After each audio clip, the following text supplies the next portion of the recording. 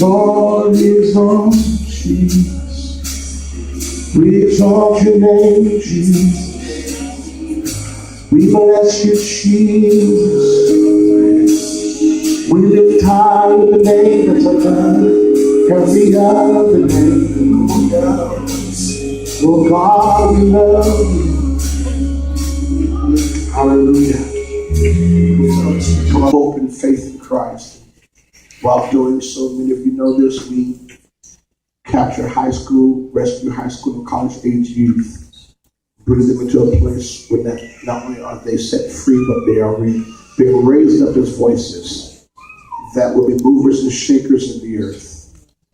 And one of my spiritual fathers, Lou Engle, he says this, that when there's a message so important that the nation and the world needs to hear it, that it needs to be preached in every method possible. You declare it, you paint it, you dance it, you rap it, you sing it, you flag wave it, you spoken word poetry it, whatever arts and aspects of community communication wise that you can get the message to the people. You get the message there. That's why if you study church history, any move of God, any revival that shook a state or really shook a nation or region, it wasn't just the preaching of the gospel, but the word was also chronicled through the worship. Through the musicians, the singers, and the artists of their day. They would sing it, they would write songs about it, they would dance it, they would declare it in every method possible. Whatever word was being spoken, there were those who would capture that word and embody it through the arts. I believe that one of the callings on my life is to get the message of freedom to the hearts of people in every way possible. This generation is in bondage, and I believe that in this moment where God is releasing words like awakening and words like reformation and shift, I believe in that there is a cry for freedom. Mm-hmm. There's a cry for freedom. There is a passion to be delivered from these bondages that keeps purposes from manifesting, mm-hmm. that keeps future dreams from coming to pass.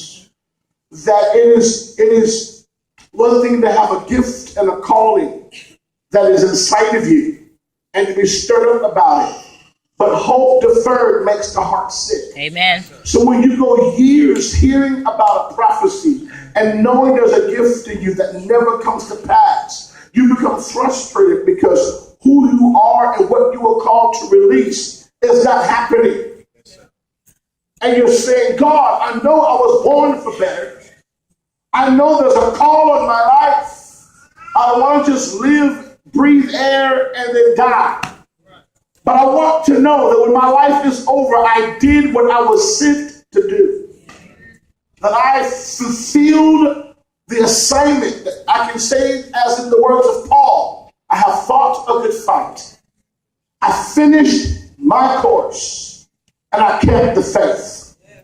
At the end of the day, God did not bring you into the world so that you can say you paid off a house in 30 years.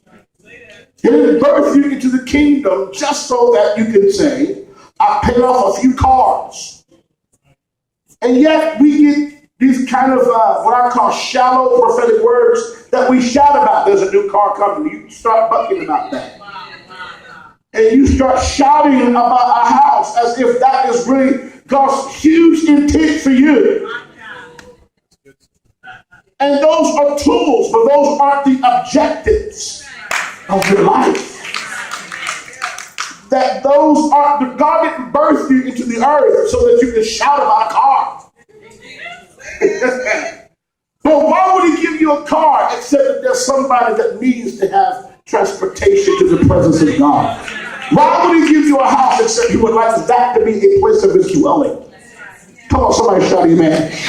God has ascribed value and purpose to each of us. And when that is not realized, there's a cry for freedom. Why? Because I can only do what I am called to do at my best in freedom. Right. Right. That's why he would say in Hebrews chapter 12, wherefore seeing that we are also compassed about with so great a cloud of witnesses, let us lay aside every weight and sin that doth so easily beset us, and let us run with patience the race that is set before us, looking unto Jesus, the author and the finisher of our faith. Why would God speak this kind of word to us, to lay aside weight and sin? Because it is difficult to run with purpose with weight. Right. It is difficult to run with an assignment where there's sin in your life that has not been dealt with. Come on. That's real. Amen. Amen. Come on, Dad. It's difficult. Your confidence is not where it's supposed to Amen. be. Your strength is directed in all of these areas that are not even befitting the purpose for why you were created. It's difficult for you to chase after God and you got fornication issues. Come on now. It's difficult for you to run into your purpose and you got addiction issues in your life. And you're sitting here trying to overcome these areas that God can break you free in a moment. Why? It's because you got too much destiny to do, too much future purposes to live. As the woman would say, ain't nobody got time for that. You've got too much to live for. And it is the design plan of the enemy to get you distracted with stuff that God can deliver you from. That's right. To get you distracted. So you know what God says? I want you to look at those who have gone before. The great cloud of witnesses, the hall of faith, if you will, that is found in Hebrews 11. These are people who wrought subdued kingdoms and wrought righteousness and stopped the mouths of lions. And these were great and mighty men and women of valor, the matriarchs and patriarchs of the days of old, who showed us that whatever seems impossible with man is possible with God. And they fulfilled their purpose and did what they were called to do in their generation. And God looks at you and said, if they can do it, you can do it. In other words, he said, if Gideon can do it, you can do it. If Moses can do it, you can do it. If Jacob can do it, you can do it. If David in his weakness can do it, you can do it too.